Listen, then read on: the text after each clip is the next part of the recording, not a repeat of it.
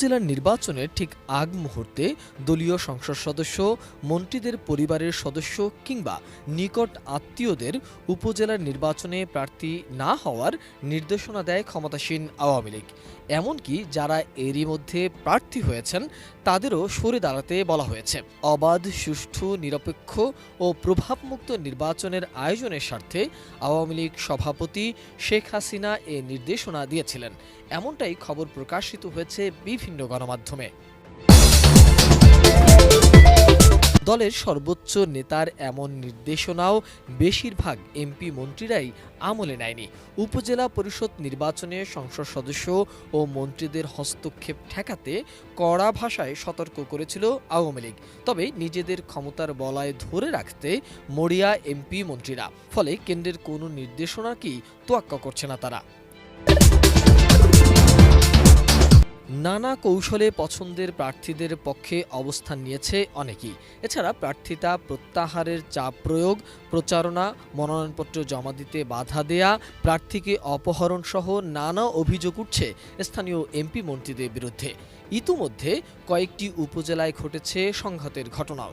এরই মধ্যে দলের অভ্যন্তরে সংঘাত, সহিংসতা, হামলা, পাল্টা হামলা ও বিশৃঙ্খলা বাড়ার শঙ্কা দেখা দিয়ে এপ্রিলের মাঝামাঝি সময়ে দলীয় প্রধানের এমন নির্দেশনার বিষয়ে দলটির সাধারণ সম্পাদক ওবায়দুল কাদের সংবাদ সম্মেলন করে বলেছিলেন, নির্বাচন যাতে শান্তিপূর্ণ ও সুষ্ঠুভাবে হয়, মন্ত্রী এমপিরা যেন প্রভাব বিস্তার না করে, প্রশাসন যেন কোনো ধরনের হস্তক্ষেপ না করে, সে বিষয়ে আওয়ামী লীগের সভাপতি প্রধানমন্ত্রী শেখ হাসিনার নির্দেশনা রয়েছেন। নির্বাচনে কারো হস্তক্ষেপ করার সুযোগ নেই বলেও মন্তব্য করেছিলেন তিনি। ওবায়দুল কাদের বিভিন্ন এমপি মন্ত্রীদের বেলায় এমন নির্দেশনা দিলেও নিজের ছোট ভাই প্রার্থী হয়েছেন এবারের উপজেলা নির্বাচনে।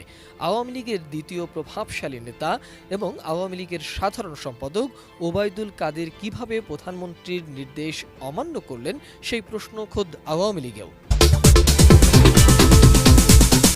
হলফনামায় মামলার তথ্য ও আয়কর বিবরণীর তথ্য গোপন রাখায় ওবায়দুল কাদেরের ছোট ভাই শাহাদাত হোসেনের মনোনয়নপত্র বাতিল করেছিলেন রিটার্নিং কর্মকর্তা ও অতিরিক্ত জেলা ম্যাজিস্ট্রেট মোহাম্মদ ইসমাইল।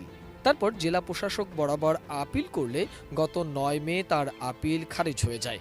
এরপর গত ১৪ মে হাইকোর্টের মাধ্যমে প্রার্থিতা ফিরে পান শাহাদাত হোসেন।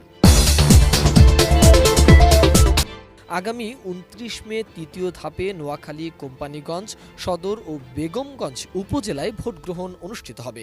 ওই এলাকায় বর্তমান আওয়ামী লীগের সাধারণ সম্পাদকও উপজেলায় প্রার্থী হয়েছেন।